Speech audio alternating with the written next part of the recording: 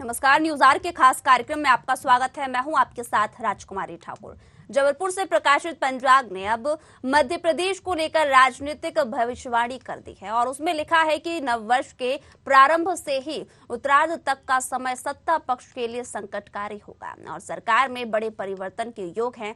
भविष्यवाणी को लेकर अब सियासी सरगर्मी बढ़ गई है और किस तरह से एक दूसरे पर निशाना साधा जा रहा है, देखिए न्यूज आर की एक खास रिपोर्ट, फिर करेंगे चर्चा। सियासत में ज्योतिष की भविष्यवाणी से सनसनी, सत्ता योग से कांग्रेस गदगद, भाजपा विफरीत। बीजेपी बोली मुंगेरी लाल के हसीन सपने, प्रचंड बहुमत से बनेगी कांग्रेस की सरकार। भविष्यवाणी पर तेज हुई सियासी वाणी, कांग्रेस का दावा कमलनाथ बनेंगे मुख्यमंत्री। बीजेपी लगा रही अब की बार 200 पार का नारा, चुनाव बाद कैलेंडर खूंटी पर टांग देंगे कांग्रेस। मध्य प्रदेश चुनावी वर्ष में हो तो कैलेंडर भी सियासी पारा चढ़ सकता है। ऐसा ही कुछ मध्य प्रदेश में हुआ है। जबलपुर से प्रकाशित पंडित बाबूलाल चतुर्वेदी का पंचांग में एक भविष्यवाणी की गई है। भविष्यवाणी कुछ ऐसी है कि कांग्रेस गदगद हो गई है। वहीं बीजेपी इसे ज्यादा तवज्जो तो नहीं देना चाहती, लेकिन कांग्रेस पर टिप्पणी करने से खुद को रोक भी नहीं पाई। इस पंचांग में छपी भविष्यवाणी में सत्ता परिवर्तन के योग होने और कांग्रेस के मजबूती से उभरने की बात कही गई है। इससे उत्साहित प्रदेश कांग्रेस के नेता कहते हैं कि अब राज्य में हमारी सरकार बनना तय है। वहीं इस पर तंज कसते हुए भाजपा ने कहा, कांग्रेस मुंगेरी लाल के हसीन सपने देखती रही है। दरअसल एक भुवन विजय पंचांग में भविष्यवाणी की गई है कि वर्ष प्रारंभ से उत्तरार्ध तक का समय मुख्यमंत्री के लिए संकटकारी है। प्रदेश की सरकार में बड़े परिवर्तन होने के आसार हैं। सीएम शिवराज ने चर लग्न में शपथ ली है और राजेश चंद्रमा छठे भाव में सूर्य के साथ होने के चलते उन्हें पूर्ण रूप से स्वतंत्र रूप से कार्य करने में कमी पैदा करता है। सरकार में आपसी सामंजस्य की कमी दिखाई देगी, आपसी मतभेद रहेगा, मंत्रिमंडल में परिवर्तन के योग बन रहे हैं। वहीं विपक्ष सरकार की चुनौती बनता जाएगा। कांग्रेस पहले से अधिक सशक्त दिखाई देगा, जिसका असर चुनाव में दिखाई देगा। पंचांग में लिखी भविष्यवाणी पर प्रदेश कांग्रेस प्रवक्ता अब्बास हफीज ने कहा कि 2018 में भी एक कैलेंडर छपा था जिसमें कांग्रेस की सरकार बनने की भविष्यवाणी की गई थी, जिसे तब हल्के में ले लिया गया था। अब फिर बीजेपी अपने तरीके से चीजों को रखते हैं। प्रदेश में प्रचंड बहुमत से कांग्रेस की सरकार बन रही है। सनातन धर्म में आस्था रखने वाला हर व्यक्ति इसे बहुत श्रद्धा से देखता है। हिमाचल पर उनकी भविष्यवाणी पहले ही सच साबित हो चुकी है। मध्य प्रदेश को लेकर भविष्यवाणी इस बात का स्पष्ट संकेत है कि मध्य प्रदेश में प्रचंड बहुमत से कांग्रेस की सरकार बन रही है और माननीय कमलनाथ जी मुख्यमंत्री बन रहे हैं। मुझे आज भी याद है 2018 में भी एक कैलेंडर आया था, उसमें भी एक भविष्यवाणी हुई थी कि शिवराज सरकार नहीं बचेगी। तब भी हल्के में लिया था इस सरकार ने और अब भी हल्के में लेंगे, क्योंकि ये अपने हिसाब से चीजों को लेते हैं और अपने हिसाब से मान्यताओं को नहीं मानते हैं। इनके लिए भावनाएं तभी आज होती हैं जब इनका काम नहीं उसमें चल रहा। आज का विषय यह है कि प्रचंड बहुमत से सरकार पहले से बन रही है। भविष्यवाणियां भी सरकार के पक्ष में है और ऐसे भविष्यवाणी करता कि जिनकी भविष्यवाणी कभी गलत साबित ही नहीं होती है। उन्होंने हिमाचल प्रदेश में कांग्रेस की सरकार बनने का भविष्यवाणी की थी, गुजरात में कांग्रेस की सरकार नहीं बनने की भविष्यवाणी की थी और हुआ वही। तो आज की तारीख में तो आप अगर जमीन पर देखेंगे तो भविष्यवाणी आपको खुद सही दिखेगी। धरातल के ऊपर भारतीय जनता पार्टी जनाधार हो चुकी है। अब जितनी जल्दी वो इस बात को मान ले और पक्ष में बैठने की तैयारी कर ले उतना अच्छा है और जाते जाते कुछ अच्छा जनता कुछ भला करके चले जाएं। लाखों करोड़ों की संख्या में लोग पीड़ित हैं, परेशान हैं, जिनकी पीड़ाएं दिख नहीं रही। बीजेपी प्रदेश मंत्री रजनीश अग्रवाल ने कहा कि संकट बीजेपी और उसकी सरकार पर नहीं, कांग्रेस के चापलूसों पर है। कांग्रेस मुंगेरी लाल के हसीन सपने देख रही है। लोकतंत्र में जनता ही जनार्दन होती है। जब आप जनता के दुख, दर्द, तकलीफ, कष्ट में नहीं खड़े होंगे तो फिर जनता का आशीर्वाद कैसे मिलेगा। केंद्र और प्रदेश सरकार की जन कल्याण की योजनाएं लेकर हम जनता के बीच हैं। 2023 विधानसभा चुनाव में जनता प्रचंड बहुमत से भाजपा की ही सरकार बनाएगी। संकट जिस पर है वो कांग्रेस है, कांग्रेस के चापलूसों पर है। उनकी तरफ से पल्लवित पुष्पित होने वाले लोगों पर है। भारतीय जनता पार्टी की रीति नीति सरकारों जनाधार लगातार बढ़ रहा है, बढ़ता रहेगा। मोदी जी के नेतृत्व में देश और मध्य प्रदेश में शिवराज जी के नेतृत्व में जन कल्याणकारी योजना और विकास को तेज गति रहेगी। इससे कहीं कोई इंकार न किसी ज्योतिषी को है, न जनता जनार्दन को है। और लोकतंत्र में जनता जनार्दन प्रभावी होती है। यहाँ सम्मिलित भाग्य, सम्मिलित कुंडली, जन्म कुंडली काम करती हैं। पंचांग में कहा गया है कि वर्ष के प्रारंभ से उत्तरार्ध तक का समय सत्ता पक्ष के लिए संकटकारी हो सकता है। बड़े परिवर्तन के योग बन रहे हैं। सरकार में आपसी सामंजस्य की कमी दिखाई देगी। सत्तारूढ़ पार्टी में आपसी मतभेद रहेगा। मंत्रिमंडल में परिवर्तन की संभावना है। इसे कांग्रेस अपने पक्ष में देख रही है, तो बीजेपी को भविष्यवाणी पर नहीं, कर्म यानी विकास के कार्यों पर भरोसा है। ऐसे में देखना होगा कि ये कांग्रेस और बीजेपी में से कौन सही साबित होगा। Desk report, news 8 Bhopal. तो चुनाव नजदीक हैं और सभी पार्टियां अपने अपने दावे करती नजर आ रही हैं। जरूरत ये हो जाती है आखिरकार जनता को किस तरह से यहाँ पर पार्टी तमाम वादों के आधार पर देखते हुए नजर आती है और स्पष्ट रूप से ये भी कि यहाँ पर किस तरह से जनता के लिए काम किया। लेकिन एक नया मुद्दा यहाँ पर निकलकर सामने आया, जहाँ भविष्यवाणी को लेकर राजनीतिक पार्टियों में सियासत गर्मा गई है। उस पर चर्चा करेंगे। हमारे साथ मेहमान भी जुड़ गए। अनिल पटेल, सह मीडिया प्रभारी बीजेपी से, विक्की खोंगल, कांग्रेस प्रवक्ता, रमेश शर्मा, वरिष्ठ पत्रकार। तीनों मेहमानों का बहुत बहुत स्वागत है हमारे कार्यक्रम में। सबसे पहले पटेल जी आपके पास आना चाहूंगी। ज्योतिष में अब भविष्यवाणी को लेकर हलचल मची हुई है और यहां तक कि प्रचंड बहुमत से कांग्रेस की सरकार बनने की बात भी कही जा रही है। प्रतिक्रिया सर। कांग्रेस जो है शेख चिल्ली के हसीन सपने देख रही है।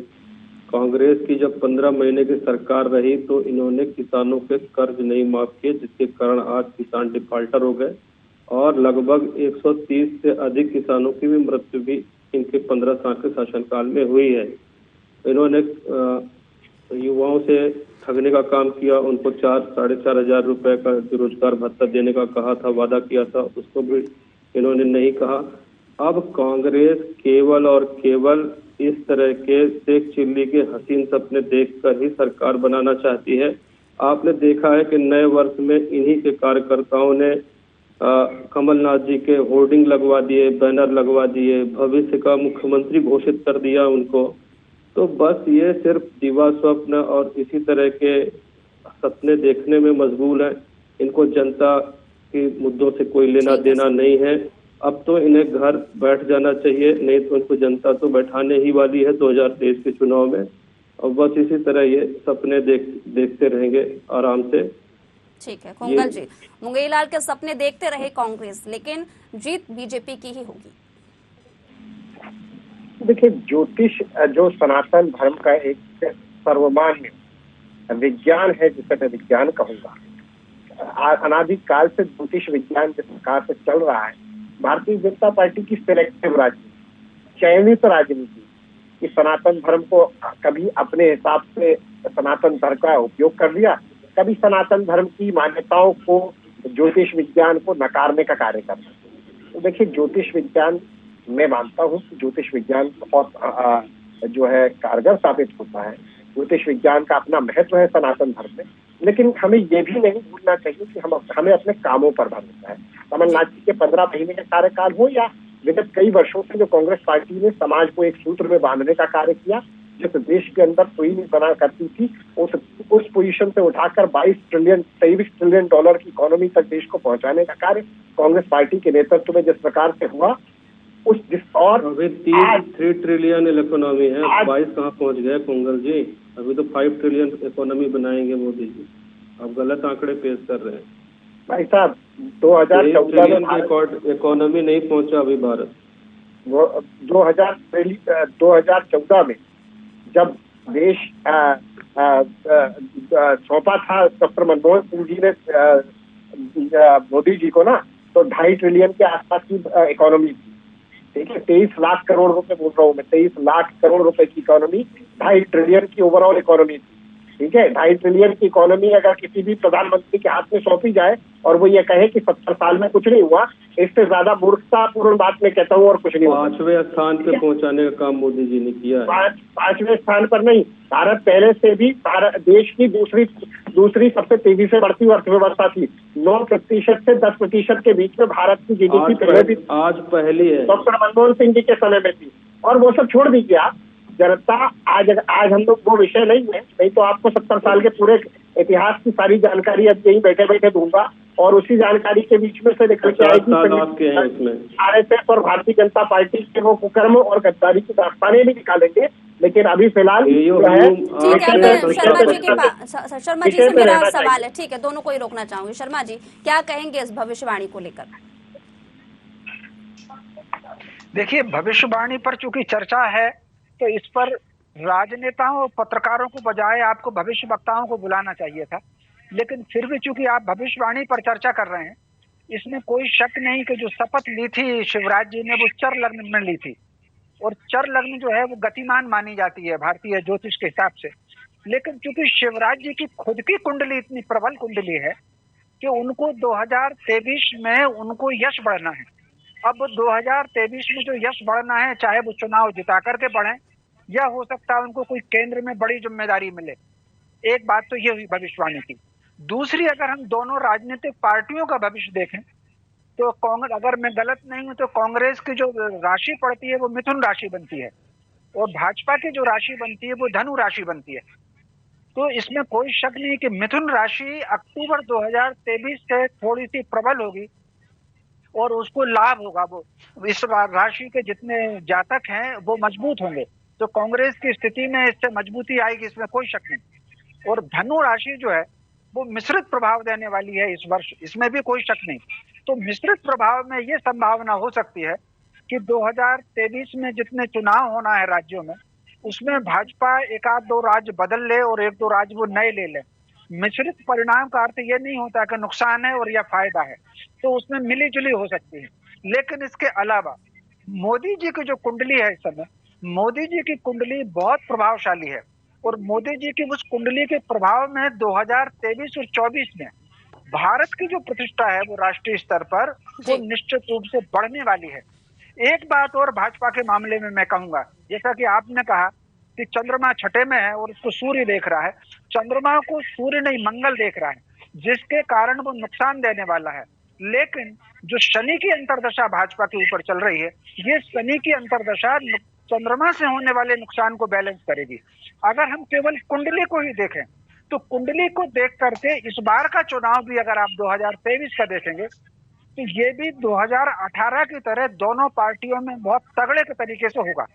और इसमें जो थोड़ी युक्ति लगाएगा, क्योंकि फाइट की दृष्टि से देखें तो फाइट की दृष्टि बराबरी से आ रही है दोनों की ग्रह नक्षत्र में, लेकिन 1 डिग्री कहीं ना कहीं कांग्रेस प्लस में दिख रही है, भाजपा को थोड़ा सा इसमें लॉस दिख रहा है। अब वो लॉस 126 से लेकर के 120 में आ जाए कि 109 में आ जाए, हल्का सा लॉस दिख रहा है, लेकिन वो लॉस परमानेंट नहीं है कुंडली के हिसाब से। उसमें कुछ उपाय हैं, अगर उन उपायों को करेगी, विशेषकर शनि के लिए थोड़ी सी करेगी और हनुमान जी की उपासना करेंगे भाजपा के लोग मिश्रित रूप से, तो उसका कहीं ना कहीं वो नुकसान को बचा सकते हैं। तो मैं समझता हूँ 2023 का चुनाव कुंडली के हिसाब से बड़ा कांटे का होगा, एक एक वोट का होगा।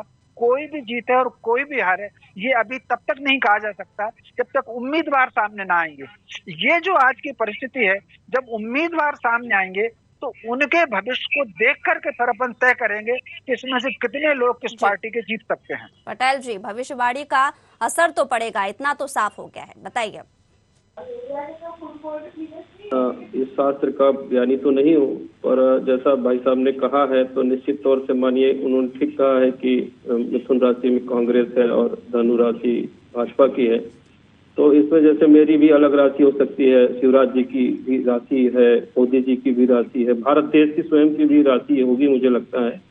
तो भारत देश भी तरक्की कर रहा है, तो इस हिसाब से सारे समीकरण देख के उसमें भी पैरामीटर होते होंगे, ऐसे वेरिएबल होते होंगे।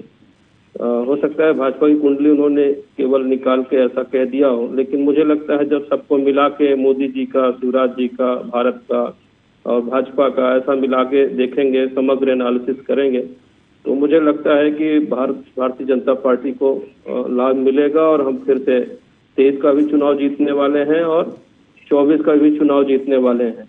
जैसे पिछले चुनाव में हम देखते हैं कि जब उत्तर प्रदेश का चुनाव हम जीते थे तो लोगों ने भविष्यवाणी कर दी थी कि अब तो 19 का चुनाव जीता आया है। तो उसी आधार पर मैं ये कह सकता हूँ कि हम उत्तर प्रदेश का भी चुनाव जीते हैं और गुजरात का भी चुनाव जीते हैं। हाँ, थोड़ा सा हिमाचल के चुनाव में चूंकि वहाँ अदली बदली करते हैं, वहाँ की जनता करती है, उसको हम रोक पाने में सक्षम नहीं रोक पाए और 1% के भी कम अंतर से वहाँ पे हमारी सरकार हम नहीं बना पाए हैं।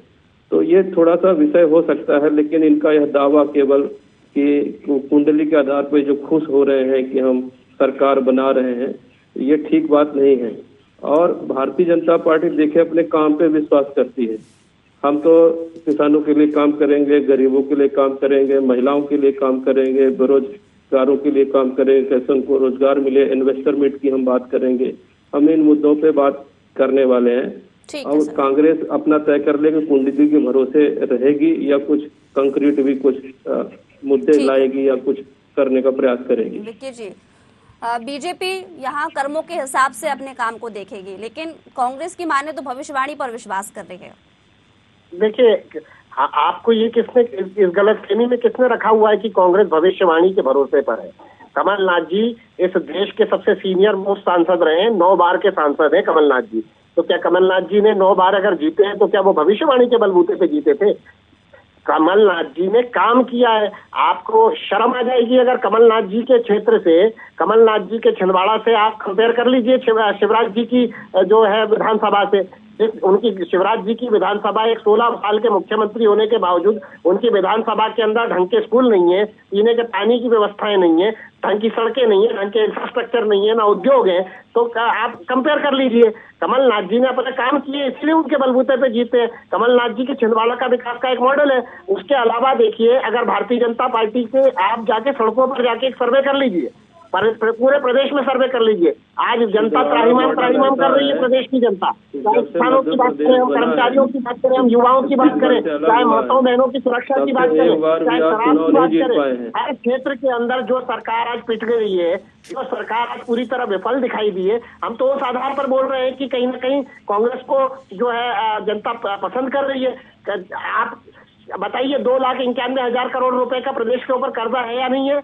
हाँ या ना? तो आज मध्य प्रदेश जो है वो पूरे देश के अंदर चौथा सबसे पिछड़ा हुआ राज्य है या नहीं है? हाँ या ना? किसानों की आमदनी दुगनी हुई थी 2022 में। 2022 आज 2022 में वहाँ किसानों की आमदनी दुगनी 2 करोड़ रोजगार मिल गए, 15 लाख रुपए खाते में आ गए। महंगाई, बेरोजगारी, शिक्षा, स्वास्थ्य, हर मुद्दे पर आपकी सरकार विफल है।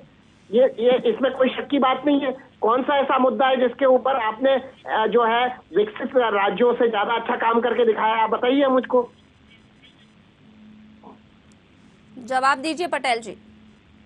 देखिए, सबसे कम बेरोजगारी दर अगर पूरे भारत देश में किसी प्रदेश में है तो मध्य प्रदेश में है। सबसे ज्यादा जीडीपी अगर नहीं है, सबसे कम मध्य प्रदेश की है, 0.8%। नंबर 2, सबसे ज्यादा जीडीपी 19.7% मध्य प्रदेश की है। ठीक है सरकार। सबसे ज्यादा कृषि विकास दर 18.5% मध्य प्रदेश की है। सर्वाधिक जो है कृषि कर्मण अवार्ड प्राप्त करने का मध्य प्रदेश का है।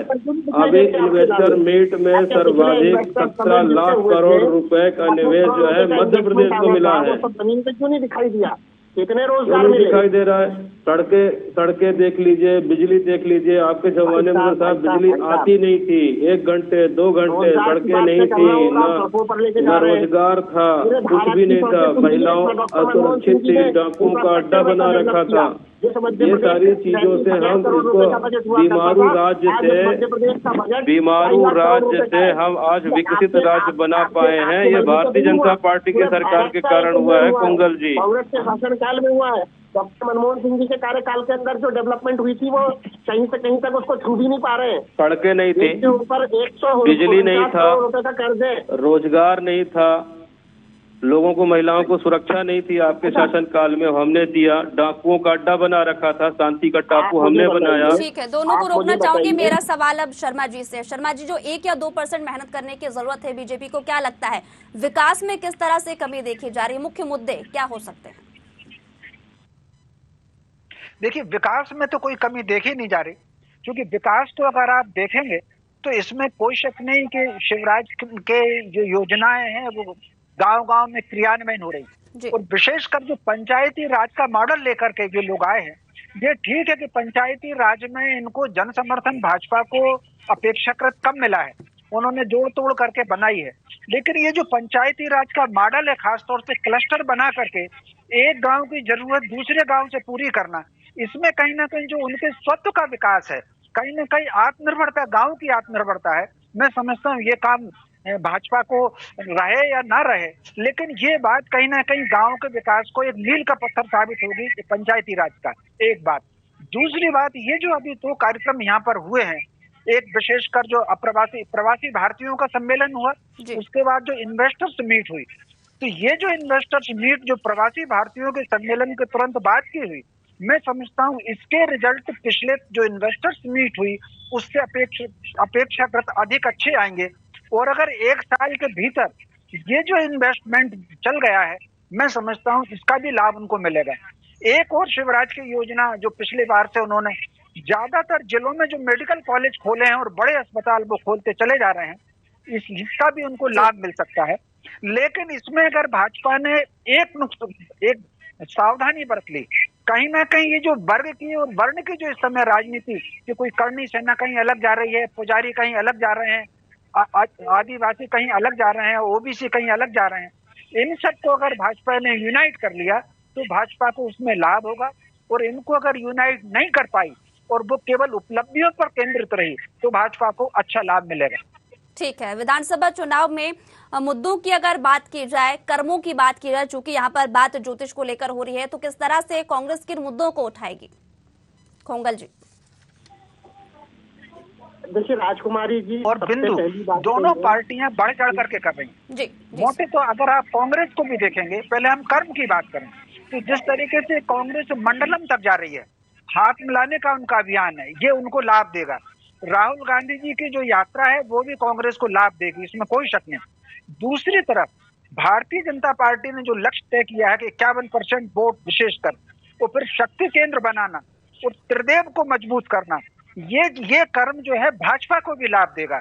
अब इसमें उस पार्टी को नुकसान हो जाएगा जो पार्टी कागज पर ज्यादा काम कर रही है, और ये जो गणेश परिक्रमा करने वाले कार्यकर्ता हैं उनको अगर महत्व देगी, मैदानी कार्यकर्ता को अगर पीछे छोड़ देगी, तो मैं समझता हूँ जो पार्टी इसमें चूक करेगी उस पार्टी को उसमें नुकसान हो जाएगा। ठीक है सर। खोंगल जी, कांग्रेस के मुद्दे। देखिए राजकुमारी जी, पिछली बार तो मात्र 1 वर्ष के कार्यकाल के अंदर माननीय कमलनाथ जी ने भारतीय जनता पार्टी के 15 वर्ष के कुशासन को जमींदोज कर दिया था, नेस्तो नाबूद कर दिया था। तो अब तो उन्हें पूरे 5 वर्ष कार्य करने का अवसर मिला है। मंडलम सेक्टर बूथ कमेटी तक हमारे कार्यकर्ता की हमारी टीम बनकर तैयार है। रही बात मुद्दों की, तो आज समाज का हर वर्ग तो परेशान है भारतीय जनता पार्टी से। कर्मचारी अपनी मांगों के लिए आंदोलनरत है, किसान खाद बीज को लेकर आंदोलनरत है, महिलाओं की सुरक्षा में मध्य प्रदेश, ये एनसीआरबी की रिपोर्ट कह रही है कि महिलाओं की सुरक्षा में मध्य प्रदेश में मासूम बच्चियों के बलात्कार के अंदर हो या महिला की सुरक्षा में हो, देश में सबसे ज्यादा अत्याचार महिलाओं पर हो रहे हैं, ये एनसीआरबी की केंद्र सरकार की रिपोर्ट कह रही है। तो ये तमाम ऐसे मुद्दे हैं जिन पर हम सरकार को घेरेंगे, सदन से लेकर सड़क तक घेरेंगे। ये सजग विपक्ष के रूप में हमारा दायित्व है। लेकिन कहीं ना कहीं आम जनता, समाज का हर वर्ग का व्यक्ति, चाहे व्यापारी हो, जीएसटी को लेकर परेशान है, छोटा और मध्यम व्यापारी। मध्य प्रदेश के मुद्दे, सर मध्य प्रदेश के विधानसभा चुनाव में मध्य प्रदेश की बात कर रहे हैं। मैं मध्य प्रदेश की बात कर रहा हूँ। जीएसटी के राज्य सरकार भी तो ले रही है ना, तो व्यापारियों को इसके लिए जागरूक करने का कार्य हम करने वाले हैं। और हाथ से हाथ जोड़ो अभियान को लेकर हमारी तैयारियां पूरी हो चुकी है। 26 जनवरी से हाथ से हाथ जोड़ो अभियान प्रत्येक विधानसभा में, प्रत्येक बूथ स्तर तक पहुंचने वाला है। ये भारतीय जनता पार्टी को चेतावनी है हमारी।